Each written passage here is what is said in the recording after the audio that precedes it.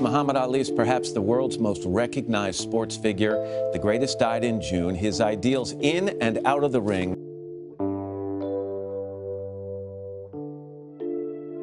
He was the heavyweight who shook the world, a champion who defied governments and redefined greatness.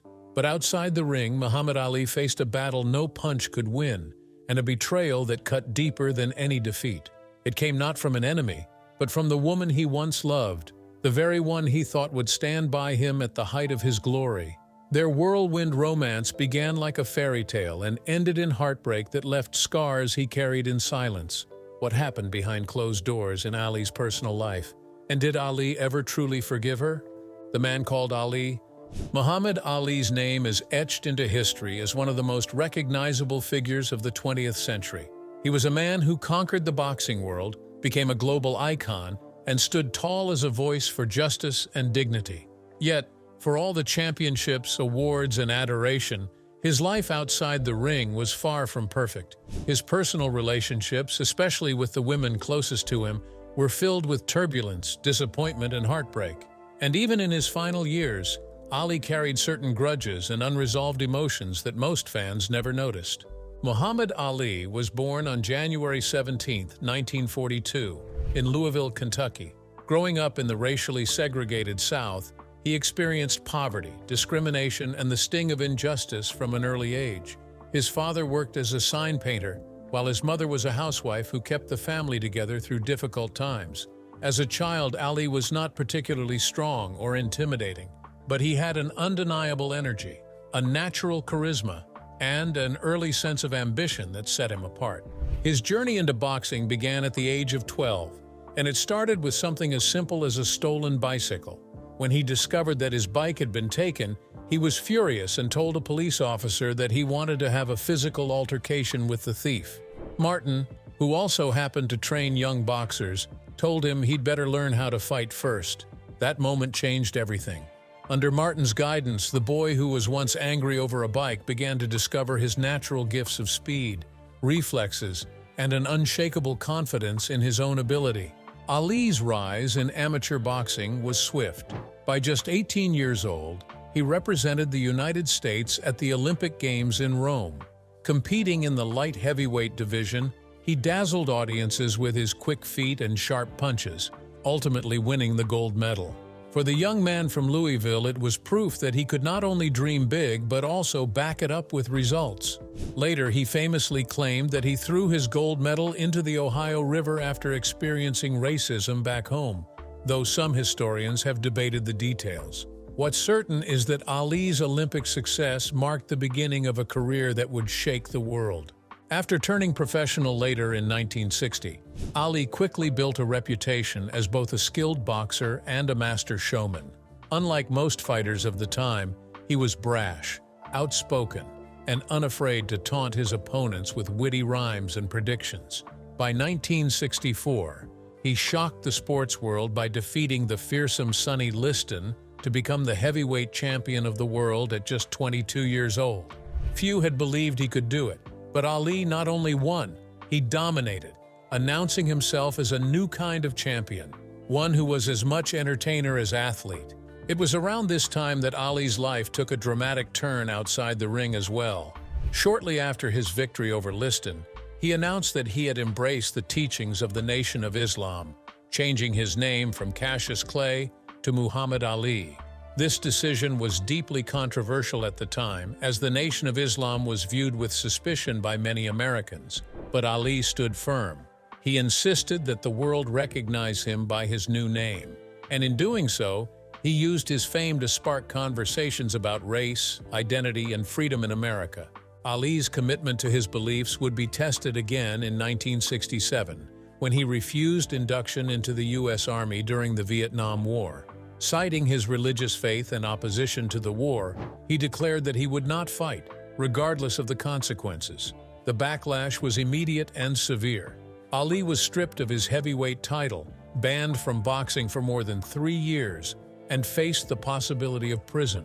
Many called him unpatriotic, while others saw him as a man of conviction who was willing to sacrifice everything for his principles. Eventually, the Supreme Court overturned his conviction in 1971, vindicating his stance. When Ali returned to boxing, he found himself in a new era filled with legendary rivals. His first major comeback fight against Joe Frazier in 1971 was billed as the fight of the century. It lived up to its name, with Frazier handing Ali his first professional defeat in a brutal contest. But Ali did not stay down for long. In 1974, he staged perhaps the most famous upset in boxing history by defeating the seemingly unbeatable George Foreman in Zaire. That fight showcased Ali's brilliant fighting strategy, in which he let Foreman tire himself out before launching his counterattack. Then, in 1975, Ali met Frazier again in a fight so grueling that both men were pushed to their physical limits. Over the course of his career, Ali fought a total of 61 times, retiring in 1981 with an impressive record of 56 wins, 37 of them by knockout and only 5 losses. His achievements inside the ring cemented his reputation as perhaps the greatest boxer who ever lived. Beyond boxing, he became a global ambassador for peace, justice, and humanitarian causes. His charm, quick wit, and magnetic personality made him beloved around the world, transcending the sport itself. In recognition of his legacy, Sports Illustrated named him Sportsman of the Century, and the BBC gave him the same honor. Even those who had once criticized him came to admire his courage, not just in the ring, but also in the stands he took outside it. But while the world celebrated his triumphs, Ali's private life was more complicated. Behind the bright lights and thunderous applause were marriages that broke down, relationships that left scars, and wounds that time did not always heal. As extraordinary as he was in the ring, Ali was equally flawed in matters of the heart. He faced personal battles, which were often hidden from the public eye, that remained unresolved even toward the end of his life. The women in his life. For all his greatness inside the ring, Muhammad Ali's personal life was far from simple. Fame made him a global icon, but it also complicated his relationships with women. Over the course of his life, Ali was married 4 times and fathered 9 children. Each marriage carried its own story of love, conflict, and, at times, heartbreak. The women in his life saw a side of Ali that the public rarely witnessed. They loved him, but they also had to endure the chaos that came with being tied to the greatest. Ali's first marriage came in 1964, at the very height of his early success. After shocking the world by defeating Sonny Liston, the 22-year-old champion married Sanji Roy, a cocktail waitress he met in Chicago. Their relationship was intense but short-lived, ending in divorce just 2 years later. Although their time together was brief, Sanji's experience with Ali set the tone for many of his future relationships, which were marked by passion but also tension and sometimes impossible demands. Only a year after his divorce, in 1967, Ali married again. This time it was Belinda Boyd, who later changed her name to Khalila Ali after converting to Islam. Khalila was just 17 years old when they wed, while Ali was 25. Together they had 4 children, and their marriage lasted a full decade, making it his longest before he met his final partner. Khalila played an important role in Ali's life, not only as the mother of his children, but also as someone who understood the weight of his fame and his responsibilities as a public figure. Yet their marriage was never smooth. Ali's constant travel, his demanding boxing schedule, and his well-known infidelities created deep cracks. Khalila herself admitted that she often had to arrange hotel rooms for Ali's mistresses, describing him bluntly as an addict. Her candor revealed just how much strain she endured in trying to keep their family together while living in the shadow of a man admired by millions, but not always faithful at home. Ultimately, their marriage ended in 1977, as the pressures became too heavy and Khalila could no longer tolerate his behavior. That same year, Ali married again, this time to Veronica Porche, an actress and model who had been one of his companions during his marriage to Khalila. Veronica and Ali had 2 daughters together, Hannah and Layla. Layla, of course, would go on to become a professional boxer herself, following in her father's footsteps and achieving her own success in the ring. But even as Ali and Veronica shared love and family, the same old issues followed him into this new marriage. Veronica later revealed that Ali's many affairs were not serious romances, but rather fleeting encounters with little emotional attachment, but that didn't make them any easier to live with. The couple eventually divorced in 1986, after 9 years together.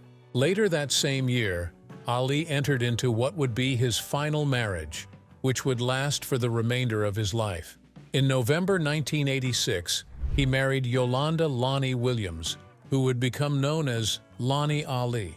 Unlike his previous relationships, this marriage was grounded in a long-standing connection. Lonnie had known Ali since childhood. They grew up in the same Louisville neighborhood, and she had admired him long before the world knew his name. Their friendship blossomed into romance much later in life, after Ali's boxing career had ended and his health began to decline. Lonnie brought stability that Ali had not found in his earlier marriages. She supported him not only as a wife, but also as a caretaker, particularly after his Parkinson's disease diagnosis in the mid-1980s. Their partnership lasted 3 decades, and she stood by his side until his passing in 2016. Friends and family often described Lonnie as the one who helped manage Ali's public image and ensured that his legacy was preserved. While she had to contend with the realities of his past and the children from his earlier relationships, Lonnie provided the steady presence that allowed Ali to live his later years with dignity. In total, Ali had 9 children from his marriages and other relationships. Beyond the 4 children with Khalila and the 2 with Veronica, he fathered others through different partners, and he acknowledged them as part of his extended family. Despite the complications, many of his children remained close to him, especially in his later years when his health struggles brought the family together. Layla Ali, in particular, became a central figure in carrying forward her father's legacy, but she was not the only one. His children often spoke about the challenges of growing up with such a famous father, but also about the love and inspiration he gave them. By the time Ali settled into life with Lonnie, his energy for the chaos of earlier years had faded. His health forced him to slow down, and his priorities shifted toward peace, family, and legacy. Yet the memories of those earlier conflicts and betrayals never completely disappeared. They remained part of the story, shaping how some of the women in his life remembered him, even as they admired his greatness in other ways. Ali would go on to conquer giants in the ring. However, at home he often struggled with battles of his own making, and those personal battles would become just as defining as his triumphs in the ring. Battles beyond the ring. Muhammad Ali will always be remembered for what he did inside the boxing ring. But there is more to his story than his career triumphs. His greatest fights were not only against Joe Frazier, George Foreman, or Sonny Liston, they were also against racism, injustice, political backlash, declining health, and the weight of being a global figure. Ali's life was shaped just as much by his battles off the canvas as it was by the championships he won. Growing up in Louisville, Kentucky, Ali experienced racism from an early age. He was raised in the heart of the segregated South, where black families were constantly reminded of the limits society tried to place on them. As a boy, Ali witnessed firsthand the humiliation that his parents endured, from being denied service in restaurants to living with fewer opportunities than their white neighbors. These experiences planted in him a deep sense of defiance, and from a young age he developed pride in who he was and refused to accept the idea that he was less than anyone else. This pride later became a defining trait of his personality.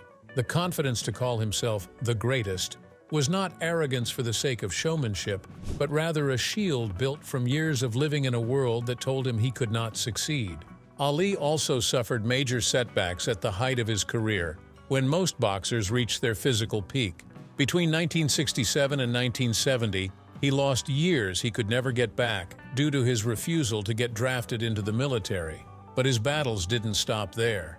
In the 1970s, he continued to face the brutality of the sport, taking part in some of the most punishing fights in boxing history. By the early 1980s, the toll on his body had become clear, and at just 42 years old, Ali was diagnosed with Parkinson's disease, a condition that many doctors linked to the repeated head trauma he suffered over his long career.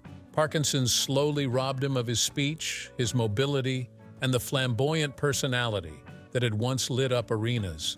The man who had once danced around the ring with unmatched grace now struggled to walk and talk. For his fans, it was heartbreaking to see, But Ali faced the disease with the same resilience he had shown throughout his life. He often appeared in public despite his condition, refusing to hide from the world. The health struggles were only part of his battles beyond boxing. Ali also faced financial difficulties at various points in his life. Despite the millions he earned from his fights, his lavish spending, poor business decisions, and the cost of supporting a large extended family created problems. He was not always careful with money, and at times he found himself in disputes over finances. Added to this were personal tragedies, such as the breakdown of marriages, the strain of his infidelities, and the emotional scars that came from those choices. Still, Ali never allowed his challenges to silence him. As his boxing career faded, he found new purpose in humanitarian work. He traveled the world as an advocate for peace, civil rights, and human dignity. Ali met with leaders and ordinary people alike, spreading a message that was bigger than boxing. In Africa, in the Middle East, and across the United States, he spoke about justice, equality, and compassion. He became a symbol not just of physical strength but of moral courage. He visited refugee camps, raised money for charitable causes, and became a global ambassador for goodwill. His fight against Parkinson's also turned into a mission to raise awareness about the disease and inspire others living with it. In 1996, Ali made one of his most unforgettable appearances when he lit the Olympic torch at the Atlanta Games. His hands shook from Parkinson's, but the world watched in awe as he lifted the flame, symbolizing both his personal struggle and his enduring spirit. That moment reminded millions that Ali's greatness was not limited to the years when he was young and strong. It also shone through in the way he faced weakness and decline with dignity. Through it all, Ali remained deeply connected to his identity as a black man who had grown up in a segregated America. He never forgot the racism of his youth and often spoke about it even as he became one of the most admired figures in the world. He knew that his success carried weight, that he was not just boxing for himself but for every person who looked to him as proof that barriers could be broken. Ali's life beyond the ring was a constant balancing act between triumph and hardship. He fought against discrimination, political persecution, and personal mistakes that haunted his relationships. And yet, through it all, he remained unshaken in his belief that he was destined for greatness. His struggles made his victories even more meaningful because they showed the cost of standing firm in one's beliefs and the price of living life on such a grand stage. But not every wound healed with time. For all the obstacles he overcame, there was one that cut deeper than most. It was not the defeat of a rival in the ring nor the criticism of the media, but something much closer to home: the betrayal he couldn't forgive. When Muhammad Ali met Sanjay Roy in July 1964, his life was already moving at lightning speed. He had just stunned the world by defeating Sonny Liston to win the heavyweight championship, instantly becoming one of the most famous men in America. With all the attention that came with his new title, Ali could have had his choice of women. But when he crossed paths with Sanjay Roy, a striking 23-year-old cocktail waitress in Chicago, something about her captured his heart. So much so that he proposed to her that very same night. It was an impulsive decision, one that spoke to Ali's bold nature. He was only 22 years old, brimming with confidence, living in a moment where nothing seemed impossible. Within weeks, on August 14, 1964, the two were married in Gary, Indiana. To the outside world, it looked like a fairy tale. The handsome young champion, the glamorous woman by his side, and a whirlwind romance that had taken less than a month to reach the altar. But beneath the surface, the foundation was already shaky. The problem was not love at first sight, it was what came after. Sanjay was not just marrying Muhammad Ali, the boxer. She was also marrying into a life governed by his deepening ties to the Nation of Islam. For Ali, his faith was more than personal. It was central to his identity. Having recently changed his name and embraced Islam, he was determined to shape his life and his household according to the teachings of the movement. Sanjay, however, was not prepared for the level of control and expectation that came with being his wife. According to Sanjay, from the very beginning she felt pressured to conform to customs she did not believe in. She was asked to follow strict rules about how she dressed, what she ate, and how she behaved in public. There were expectations about attending the temple, wearing modest clothing, and following dietary restrictions that she felt were imposed rather than chosen. For Sanjay, who had been independent and outspoken long before she met Ali, this was suffocating.